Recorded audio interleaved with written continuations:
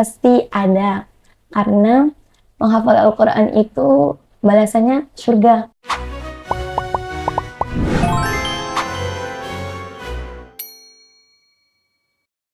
Assalamualaikum warahmatullahi wabarakatuh. Waalaikumsalam warahmatullahi wabarakatuh. Masya Allah, kembali lagi bersama saya Azmi Nabila Fahira. Insya Allah kita ada di podcast Ceku yang ketiga. Nah, sekarang saya bersama Kak Saadatul Daren, ya, salah satu santri takhosus dari pesantren Darul Quran Cikarang.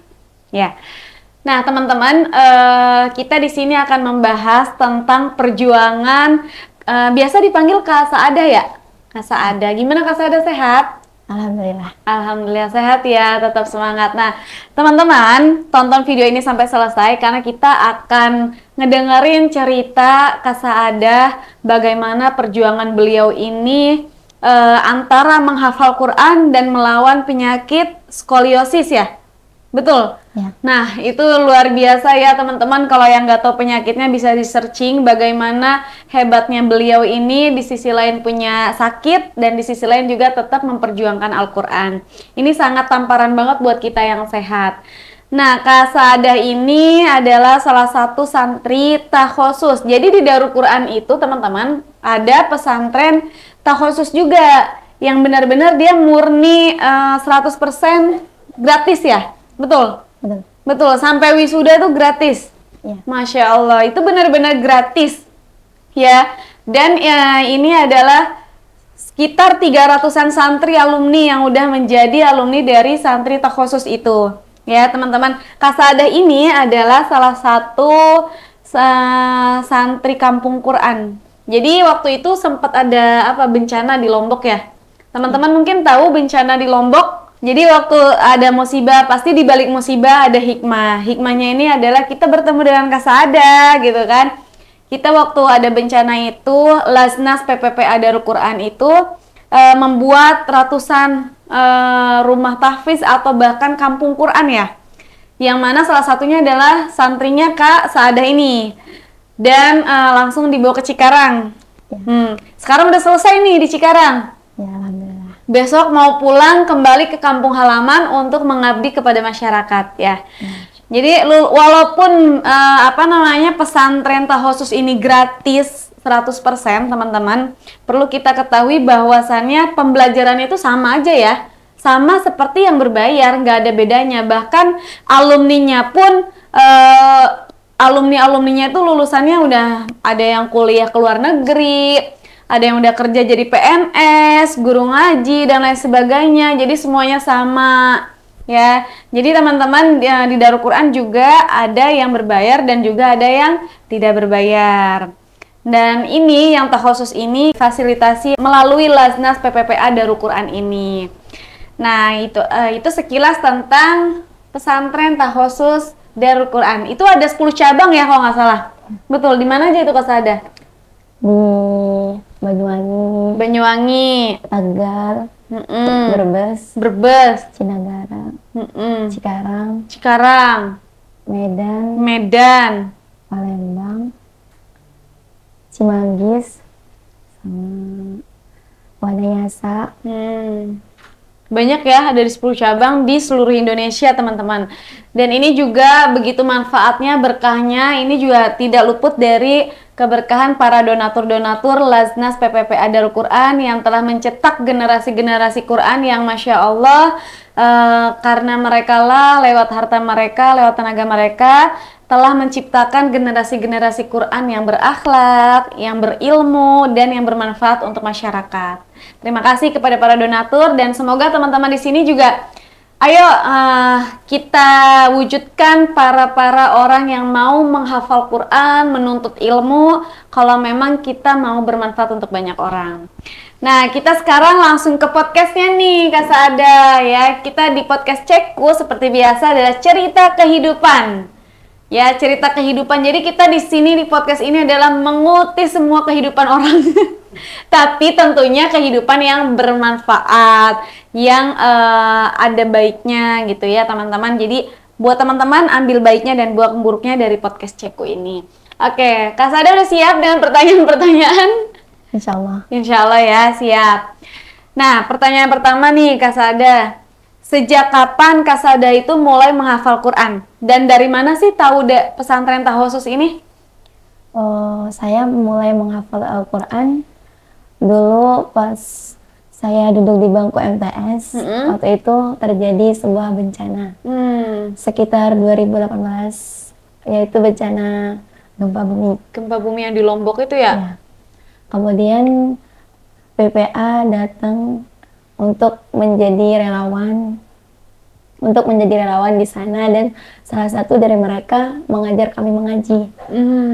Lalu dengan izin Allah, hati saya tergerak untuk belajar ngaji dan mendekatkan diri dengan Al-Quran. Sejak saat itulah saya mulai menghafal Al-Quran. Dan saya mengenal pesantren Tahasus itu karena guru ngaji saya waktu itu menawarkan buat daftar SMA ke sana. Alhamdulillah dengan izin Allah saya diterima di pesantren Tahfiz Darul Quran Cikarang. Masya Allah. Jadi teman-teman, ketika ada musibah, Lasnas PPPA Darul Quran ini datang untuk ngajar ngaji gitu ya, menenangkan hati sehingga membuat orang tuh gimana sih cara ngafal Quran gitu ya. Penasaran ya, akhirnya berarti awal mula menghafal Quran tuh di situ. Ya. Masya Allah, di balik bencana ada hikmah ya. Ya. Ya Allah. Suka duka menghafal Quran apa nih Kak Sada? Suka duka menghafal Al-Quran, alhamdulillah setelah saya menghafal Al-Quran, saya ngerasa lebih dekat dengan Sang Pencipta dan menjadi pribadi yang lebih baik dari sebelumnya. Dukanya pasti ada, karena menghafal Al-Quran itu balasannya surga. Jadi tidak mudah untuk mendapatkannya. Pasti banyak ujian yang Allah datangkan selama menghafal Al-Quran. Seperti rela berkorban untuk menghafal Al-Quran, rela berkorban waktu tanpa tidur untuk menghafal Al-Quran, dan sering diiringi air mata kerap saya rasakan. Namun semua itu tidak membatasi saya untuk menghafal Al-Quran, karena sesungguhnya ujian itu menguatkan. Seringkali saya mengatakan pada diri saya sendiri, tak apa lelah untuk tujuan lillah. Masya Allah ya, saya jadi merinding ini betapa mengalirnya harta-harta para donatur ini ya melalui Lasnas PPPA Darul Quran. Ketika mereka ini para pejuang Quran ini benar-benar masuk surga, amin. Tangan mereka, kita kan nggak tahu ya pahala yang mana yang mendorong kita ke surga, entah itu pahala dari harta kita, entah itu mana aja. Ini Masya Allah ya, terima kasih banyak. Lagi-lagi saya mengucapkan makasih banyak buat para donatur, karena lahirnya mereka juga dari Allah dan melalui para donatur-donatur di sana. Nah, untuk pertanyaan ketiga nih, dengar-dengar Kak Sada ini lagi sakit ya. Nah, gimana sih bisa tetap di samping sisi sakit gitu kan, di satu sisi Kak Sada itu tetap semangat untuk hafal Quran? Qadarullah, dikala saya sedang berjuang menghafal Al-Quran, Allah kasih saya ujian berupa penyakit sklerosis. Cukup membatasi saya untuk beraktivitas waktu itu. Namun saya menganggap penyakit ini sebagai penggugur dosa dan wasilah saya untuk dipermudah menghafal Al-Quran. Waktu itu ketahuan sakitnya pas ngafal apa emang udah lama sakit gitu? Pas udah kelas 2 SMA waktu itu. Oh, berarti ngafal dulu baru sakit gitu? Oh, iya. Tapi di situ nggak ada buat kayak nyerah kan ngafal Quran karena sakit gitu? Ya. Nggak ada? Alhamdulillah. Alhamdulillah, Masya Allah.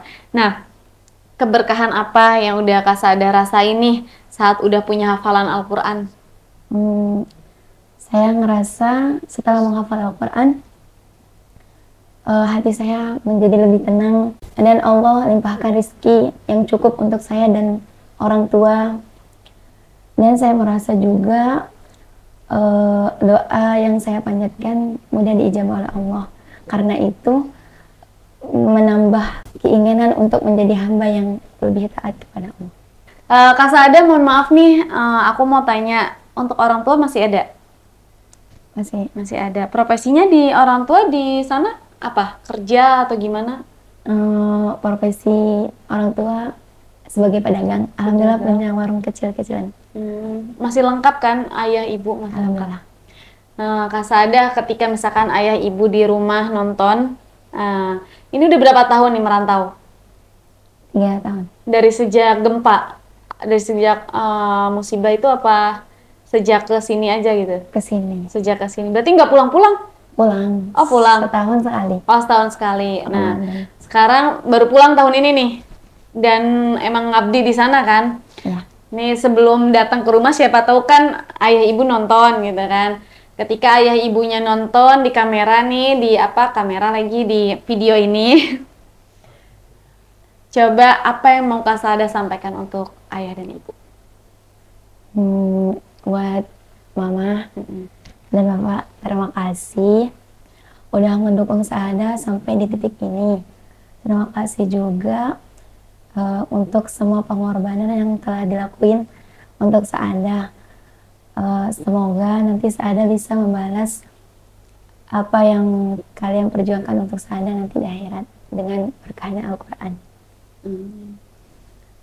Tadi untuk ayah ibu, sekarang misalkan kalau misalkan para dermawan, ya para donatur Lasnas PPPA Darul Quran nonton ini, apa yang mau Saada sampaikan kepada mereka? Untuk para donatur Lasnas PPA, terima kasih atas semua kebaikan yang telah diberikan kepada saya dari awal saya masuk pesantren sampai di titik ini. Semoga donatur Lasnas PPA semakin maju, lebih berkah lagi, dilancarkan karyawan-karyawannya, dilancarkan rezeki dan urusannya, disehatkan selalu, diistiqomahkan dalam kebaikan, dan semoga ridho Allah selalu menyertai para donatur sehingga kita bisa berkumpul di surganya nanti. Saada, cita-cita Saada ke depan itu apa sih?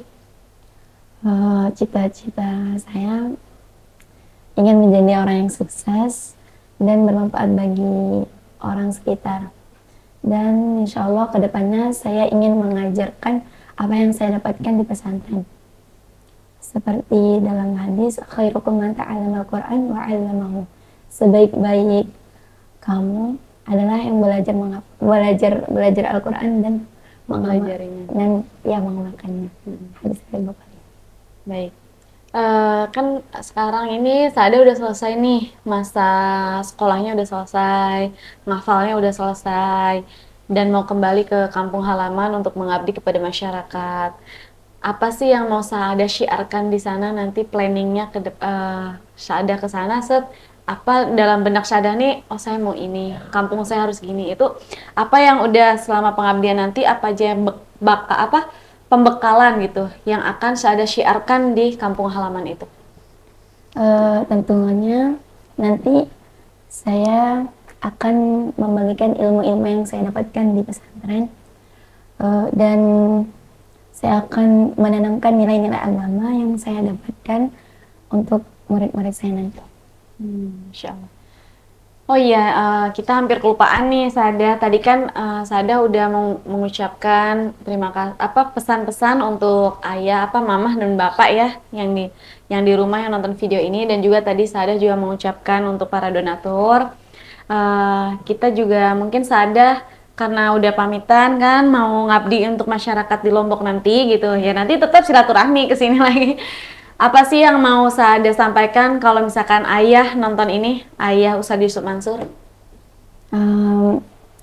Banyak terima kasih yang saya ucapkan untuk ayah tercinta Kiai Haji Yusuf Mansur. Dengan izin Allah, melalui jasa beliau tercetak banyak para penghafal Al-Quran. Semoga beliau selalu sehat dan dipanjangkan umurnya dalam taat, dilancarkan segala urusan dan rezekinya, istiqomahkan dalam kebaikan, dihindari dari orang-orang yang zalim, dan keluarganya selalu dilindungi oleh Allah Subhanahu wa Ta'ala. Masya Allah. Masya Allah ya teman-teman, apa namanya, kita tuh kadang melihat orang dari kesalahannya aja. Sebagai seorang hamba itu kadang apa, dia melakukan satu kesalahan, 1000 kebaikannya itu terlupakan. Tapi kalau Allah untuk hambanya, 1000 kesalahan, 1000 kesalahan itu tertutup dengan satu kebaikan. Itu hambanya di mata Allah ya, walaupun dia banyak salahnya, tapi ketika dia mengucapkan kata tobat, Allah ampunkan.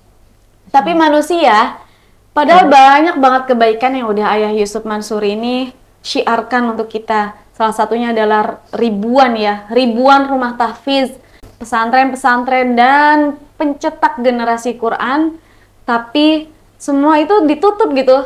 Dengan sombongnya manusia menutup semua kebaikan dan kebenaran yang dilihat kesalahannya aja. Kita sebagai manusia tuh sombong banget kadang ya. Orang gini-gini, kita ke Allah aja banyaknya salah minta ampun gitu. Insya Allah ini saya juga kadang kalau lihat santri Darul Quran itu suka pengen nangisnya. Ayah Yusuf Mansur ini benar-benar mencetak generasi Qurannya tuh banyak banget gitu ya. Tapi orang kenapa nggak melihat ke situnya gitu? Karena banyak banget yang ayah bantu untuk menjembatani orang-orang sukses di jalan Quran gitu ya. Salah satunya adanya Lasnas PPPA Darul Quran, pesantren Darul Quran, dan lain sebagainya. Nah, sekarang saya ada untuk pertanyaan terakhir. Boleh dong Saada tuh kasih kata-kata motivasi untuk generasi anak muda di Indonesia ini yang lagi nonton ini biar semangat ngafal Quran seperti Kak Saada ini yang walaupun lagi sakit tapi sudah selesai hafal Qurannya dan sekarang malah mau mengabdi untuk masyarakat. Apa nih pesan atau kata-kata motivasi untuk anak-anak muda di Indonesia di rumah-rumah mereka? Untuk para pemuda yang sekarang lagi berjuang menghafal Al-Quran, hafalan yang mengejar cepat takkan pernah terasa nikmat, dan hafalan yang mengejar nikmat tidak akan peduli tentang seberapa cepat untuk menghafal Al-Quran. Dan jangan mencari waktu kosong untuk membaca Al-Quran, tapi kosongkanlah waktu khusus untuk membaca Al-Quran, karena untuk mencari waktu kosong itu nggak bakal ketemu. Hidup ini terlalu sibuk dunia, jadi buatlah waktu khusus buat membaca Al-Quran. Semangat untuk kalian yang sedang berjuang. Nah teman-teman, semangat ya, karena zaman sekarang ini kan Gen Z atau lagi milenial dan lain sebagainya ini udah mulai sibuk dengan gadget ya. Dajjal tuh udah masuk ke rumah-rumah kita. Mana tuh Dajjal itu? HP-HP kalian tuh Dajjalnya. Iya kan? Kita lebih menuhankan HP daripada menuhankan petunjuk Allah Al-Quran. Jadi jangan sampai kita salah jalan, tersesat. Semua petunjuk hidup itu ada di Al-Quran, tapi kita lebih galau kehilangan HP daripada kehilangan Al-Quran. Padahal semua petunjuk Allah ada di dalam Al-Quran gitu kan. Makanya kadang ada orang stres, larinya HP. Ya gimana mau berkah hidupnya ya. Nih lihat teman-teman, Kak Saada walaupun sakit karena beliau itu menyibukkan dirinya untuk Al-Quran, tidak ada sedikit pun kata putus asa, kata menyerah, kata kufur tuh nggak ada. Selalu bersyukur dengan apapun yang Allah berikan. Hidup bahagia dengan penuh kesederhanaan, hidup bahagia dengan kenyamanan hati karena dekat dengan Al-Quran.